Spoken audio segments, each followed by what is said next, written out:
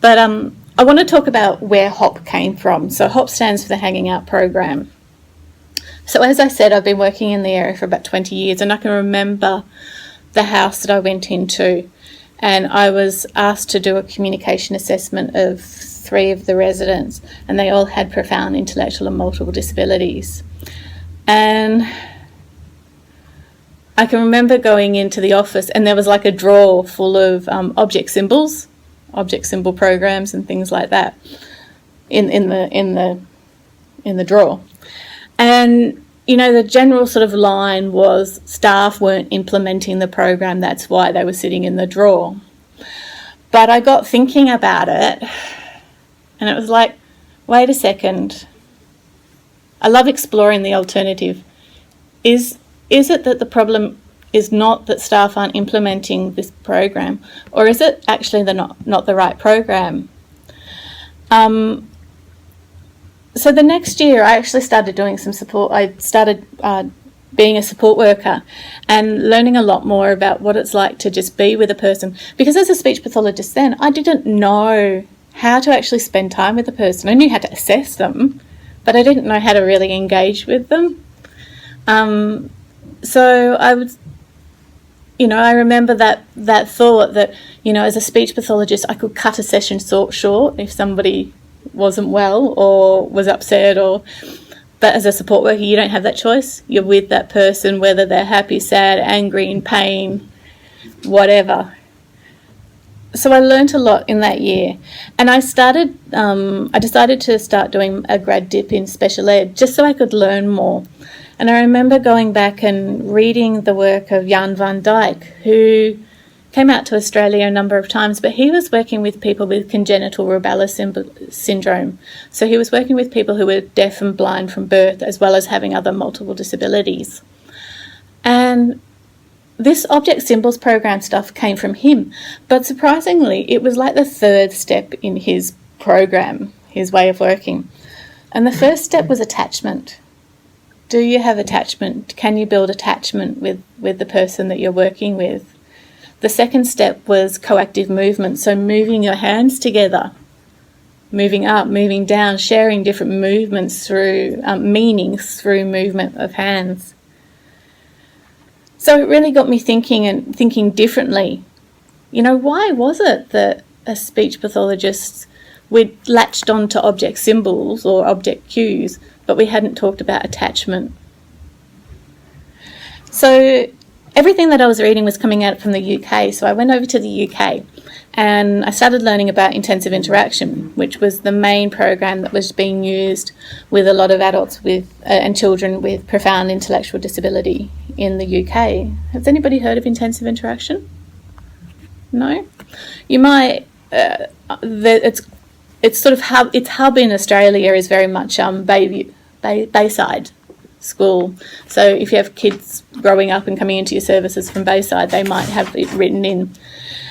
So intensive interaction, what happened was there was teachers working in a hospital school, that's all right, in the 80s, and it was very much a behaviouristic program of get people up on the tables and get them to perform the things that you wanted them to do. And there was a group of clients that this wasn't working for. So Mel Nind and Dave Hewitt went back to the research about mother-infant development. And, I wonder if Mel picked up this very book, which was written in 1979 about before speech and the beginning of interpersonal communication. So they began looking at how mothers and infants interact. How does a mother engage with their baby who doesn't use or understand speech? And they looked at how they could use some of those processes in interaction with the children and the young adults that they were working with. So they talk about, going from trying to get people to sit up at the tables to actually sitting under the tables with them. Dave Hewitt has this wonderful story of, this guy who would sit there with this thing and Dave would say, how can we be more like the yellow flappy thing? Because engagement with the yellow flappy thing is working for the person. How can we be more like that? So I came back to Australia and I was working in a day service. fortunate to be there one day a week. And I ran some training on intensive interaction, and for some reason staff didn't pick up on it. I don't know if it was that they thought they were already doing it, or if they thought they couldn't do it. It was only something that a specialist could do, or I hadn't done the training well enough or long enough. It wasn't working. And I would come into the service every week, and this guy who's on the front of the booklet, Christopher, would always be by himself. Every time I walked into the room, he was by himself, except when he was thrashing so hard in his wheelchair that they knew that he was going to tip it over. That would be when somebody would come up to him, calm him down sufficiently to then get him out of his wheelchair onto the floor. I also, because I'm just compulsively inquisitive, I started doing master's research then, and I interviewed some support workers about what's it like to communicate with people who have profound intellectual and multiple disability. And they told me a lot of great things. They told me it was hard work, that it takes perseverance, that they did what they did because they knew that it worked. They chose what they did because they felt that it worked. But if management walked in, they would have to pull their socks up. So they didn't feel like what they were doing was considered to be something that management would allow them to do. They felt that they weren't allowed to be attached to the person, or the person wasn't allowed to be attached to them. And, you know, that one of them told me such sad stories about one of their residents and his funeral, and how they were excluded from the funeral despite them being the family for so long. They said that, yeah, going away on holidays is probably the most age-appropriate thing that they did. And one of them was telling me this really lovely story about their engagement. And I said to her, so do you still spend that nice time together? And she said, after the work is finished. And for me, it was a major paradigm shift. It was a complete shift in the way that I thought about the whole thing.